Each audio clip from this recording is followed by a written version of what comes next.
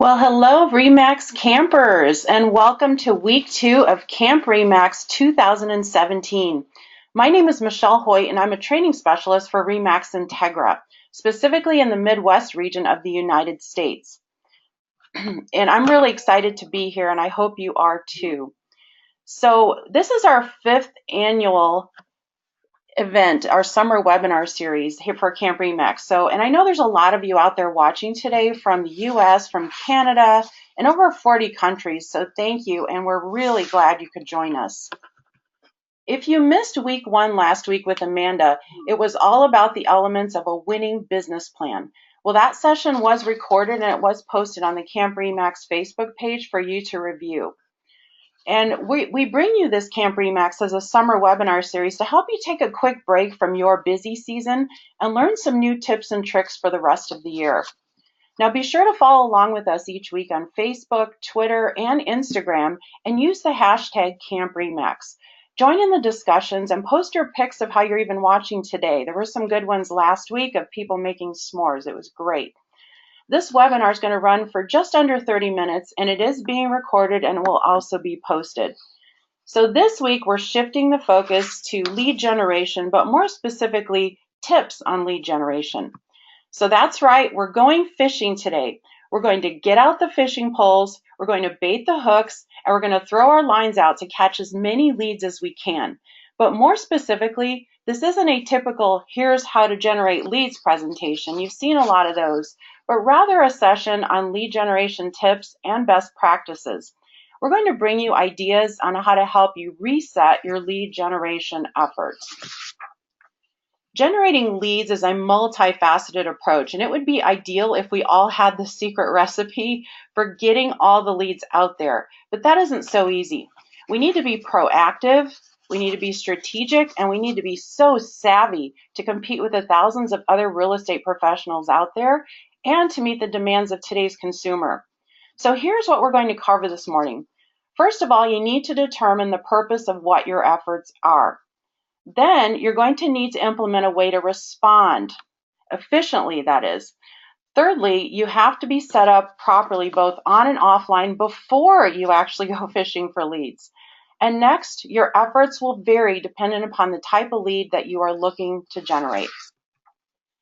Before you decided to start a lead gen project, you have to take a step back and ask yourself, what is the end goal? The answer is, well, it depends on who you are and what you are trying to accomplish. While we will focus primarily on consumer leads at this time, I do want to take a quick moment to speak directly to the broker owners and managers with us today. Much of what we present today can and should be applied to your recruiting efforts, so I hope you agree. Now back to an agent goal. If you're about to start a new lead generation initiative, what is it that you're hoping to achieve? Maybe you're newer to the business and you just want to build up your database. Perhaps you're a seasoned veteran to real estate, but you have hundreds or even thousands of contacts that you have never made contact with, and you just want to bring those dormant leads back to life. Even more importantly, you may just want to be sure to stay in front of your network so that when they're ready to sell or buy, they never forget about you. Okay, this may be the most important takeaway of the day. I want you to think about this very critical component. Before you decide to turn on the lead generation faucet full blast, you better have a big enough catching mechanism to capture them all, or you will have defeated your own efforts and your own purpose. Your lead funnel will definitely run over and leads will get away from you if you do not have a systematic, disciplined, and consistent way to respond. We will see on the next slide what a response plan might look like. You especially need to have a CRM in place, client relationship management system, to store, categorize, and nurture your leads. And you most definitely want to have a follow-up plan that will keep you on track. Now we are talking today about fishing for leads, but I wanted to share with you what a sample lead response plan could look like. You may want to establish a multiple touchpoint system for all of your leads. But the key is, what type of lead is it? Where did it come from? Do they have a phone number or not? And even more significantly is, have you actually met them in person? Why is that detail something important to pay attention to? because it is all in the custom and personal messaging as to how effective your response and your follow-up actually is. So as you can see, the touch points are all different. So if you set up a 5 to 6 touch point system in the first 30 days, for example, you wouldn't be calling them 5 or 6 times, you wouldn't be emailing or texting them 5 or 6 times, but you would be reaching out to them in multiple ways, including LinkedIn invitations, following them on social platforms, and of course, sending video messages. This is merely an example. It's not right or wrong, and only you can determine if this type of plan fits into your needs. Some of the items, like we do in the US here, we have something called RE/MAX Rewards. It's US based, but I do challenge all of you to come up with your very own custom lead response plan and get it in place before you turn on that lead generation faucet. Another tip, actually a tech tip for lead response, is this. Whether you have an iPhone or an Android, take advantage of its texting signature option. Why? Well, your first and immediate response to a lead should always be text. Remember how many times you see a call come from a strange phone number on your smartphone and you think, well, that's a telemarketer, and you hit ignore right away? Your new leads will do the same thing to you too if you call them without an introduction. Shown here first on the left is a first contact with a referral lead. That's right, even for referrals. On the right, it's also for a new listing lead. They don't know you. They don't have you stored in their phone, so you need to introduce yourself, and using their name first is a way to keep them from thinking it's a junk or spam text. By using your signature, it shows professionalism. It also makes it easy for them to just click to call you or click to email you. I know we're here to talk about lead generation, but again, if you don't have a response plan and other systems in place, you're going to miss leads who will move on to your competitors. Generating leads can only be done when you've properly set the stage to receive them. You have to be set up for success and make sure that you are presenting yourself in the best possible way, or it is going to hinder your progress. So, there are many things happening out there in the online world that are actually what we could call lead killers, not lead generators. Many are silent killers and hard to detect or keep track of. You can spend thousands and build the best looking ad ever made and push it out there, but guess what? The consumer is ultimately going to do their homework on you. They will Google you. If they go to your profiles and see anything on this list, you run a huge risk of losing their business forever. It goes without saying that you need to use tools that will help you with your spelling and grammar. So this first item here is so important. Most online profile content boxes don't have built-in spell check, so use Word or another similar tool and then copy your text from there. Okay, let's talk about these selfies. I think it's time, and we all need to agree together to retire the bathroom mirror selfie, all right? Enough said. And now let's talk about emojis. They are everywhere. With every update on your phone, new ones are added, and now there's a movie coming out about them, so there's no escape. However, when it comes to your clients and prospects, please think before using them. Maybe allow your client to take the lead on the texting content, but you should always try to maintain your professional persona. Refrain from using them on social posts unless they convey positivity, because we all know there's some mean ones on there too. You all know that commenting on topics that force you to take a position is not a good idea, and it can alienate potential clients with the opposite view. And then when in doubt, you should always just stay away from those type of posts. Stay away from liking them, commenting, sharing, and just move past them in your newsfeed. Now let's talk about the famous balloon head profile picture. It is still alive and well on remax.com and global.remax.com. That is correct. Think about this. Check out yourself on there today, and if you need to update it but don't know how, reach out to your broker owner or your office administrator on how to do it. But please do it today. There is no way to know how many leads you could have had your picture been displayed if it's not there right now. Okay, I apologize, but I have to ask all of you, how do you spell RE/MAX? I see so many of these variations of it, but the correct way is all caps and a slash. It is the proper branding, and it should be consistently displayed correctly on all of your social profiles, emails, signatures, Marketing collateral. I do know that Facebook doesn't allow all caps in most cases, but on business pages, you can actually go back and you can rename your page. It does work. You might have to take a couple attempts at it, but it does work. Please do an audit on your online profiles. Make these corrections, look at your email signature, and be proud of your brand. Again, it's all caps and a slash. So now let's look at the opposite side on the lead gen do's and don'ts. Always be positive, be inspirational, and be supportive with your comments, and always post. Your original post should be written in that spirit too. If it's been a while since your headshot's been taken, add that to your homework list for today too. And think about video. This is the world of video. Wherever possible, add an intro video of yourself on your website, your social profiles, and other online profiles. And by the way, did you know that you can add a video of yourself on your LinkedIn profile? LinkedIn is worldwide. It's a business networking site. You should definitely look at that today, and you should take the time to create a video to introduce yourself to anyone that wants to connect with you on LinkedIn.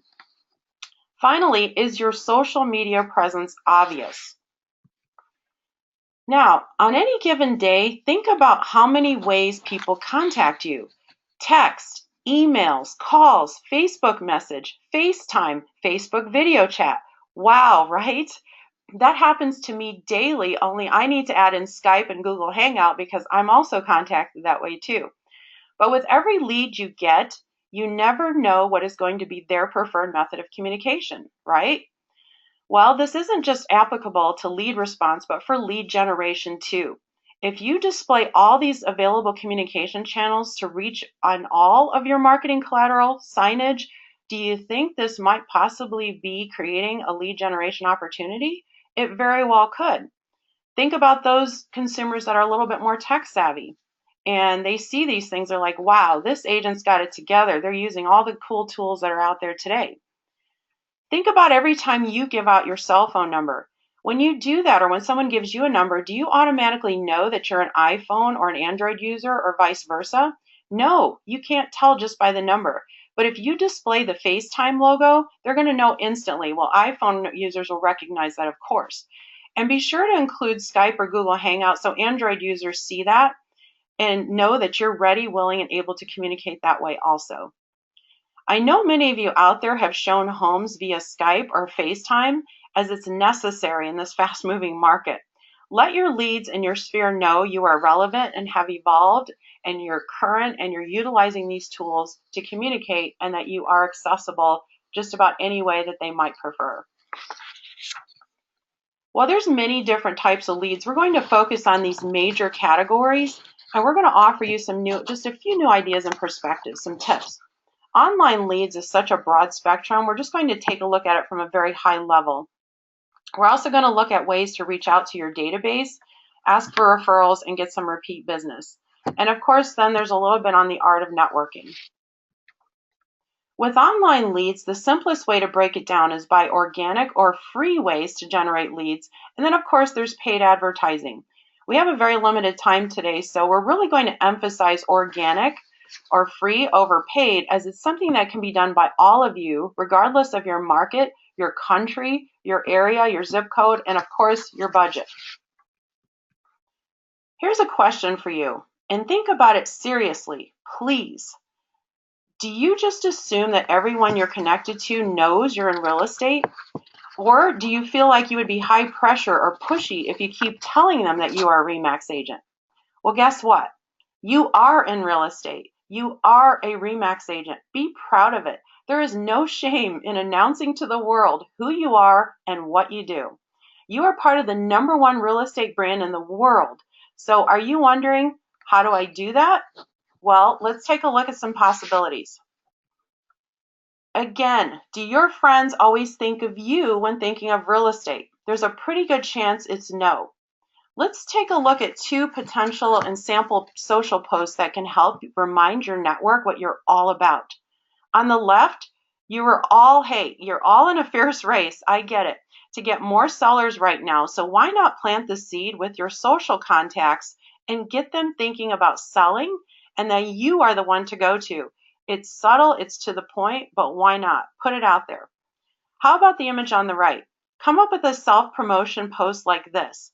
You can also do something like why I love real estate in a post or a video too. But you can do this in a way where you can stay humble and you can be real and you can tell your story a little bit and you can do it correctly. In this instance, take the opportunity to showcase your experience, but you don't necessarily have to brag about yourself. And I know that a lot of you feel that you're in that position and you're awkward when you do these type of posts, but again, it can be done in such a nice, real, and human way. These type of posts will definitely and should definitely get their attention.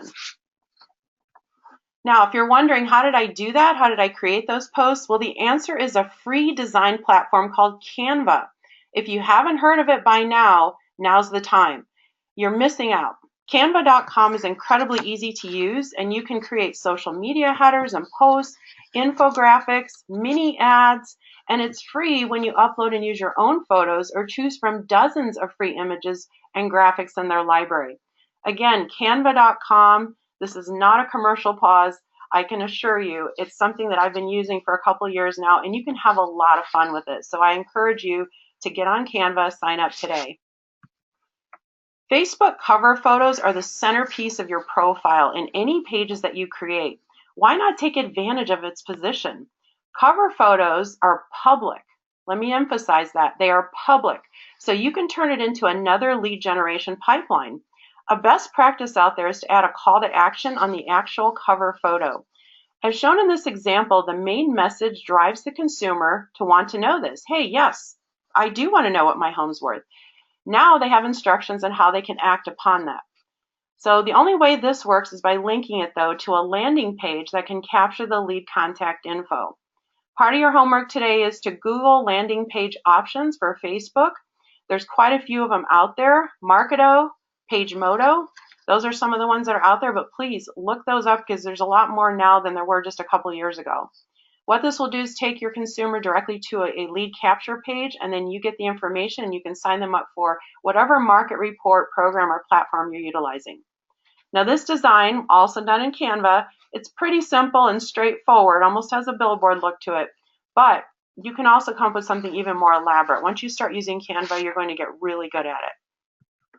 A new but very public way to generate leads and self-promote is through Facebook Live. Now, a lot of you may have seen I was in Lake Geneva, Wisconsin this past Monday, and I did a Facebook Live from there to promote today's session. So you can now stream directly from a personal profile. You can also stream from your business page, even from groups. And what are some good reasons to go live? Well, there's some good ones showing here.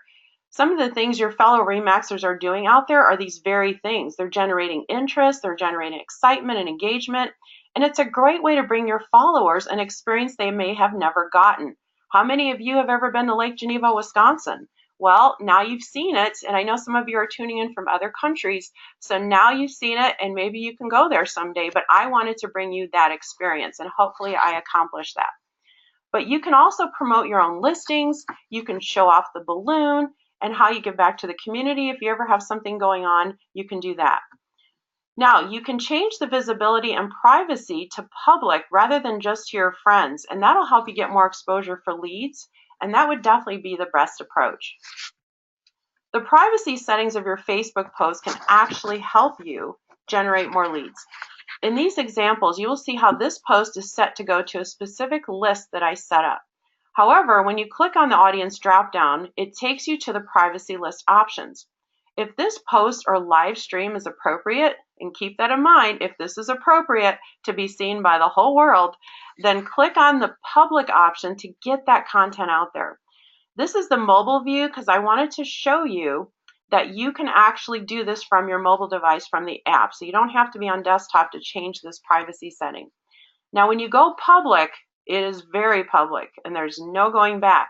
That means that item and you can get picked up by Google crawlers and it will show up in results with the associated search wording that consumers are using. Ever since Facebook went public, they've continuously lessened the organic reach of our business pages, unfortunately. So now it's an additional cost to boost posts and reach even more people. Another option to get more organic reach is to create a community page. This Camp Remax page that we have is actually a community page. It has the same capabilities that a business page does. It encourages engagement, but more importantly, it's not as limiting on reach. And you can keep the focus on being social on here. So it's really something you can build around your community, and you can engage people. You can even feature some merchants in the area. So think about starting a community page today. Now, if you had a friend or even a past or potential client that's really into fishing, wouldn't they appreciate this image?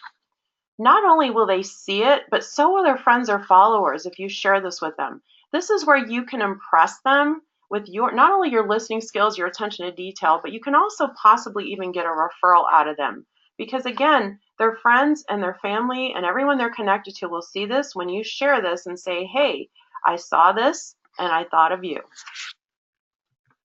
Just like setting the stage for overall lead generation, there's things you need to do with your own website for best results.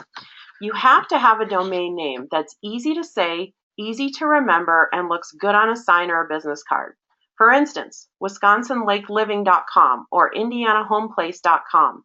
Think about what consumers might use for common search terms, and that will help you stand a better chance in the uber competitive world of Google to help stand out. I know a lot of you have claimed your own personal name as your domain name, and that's all well and good, but you have to think bigger picture than that.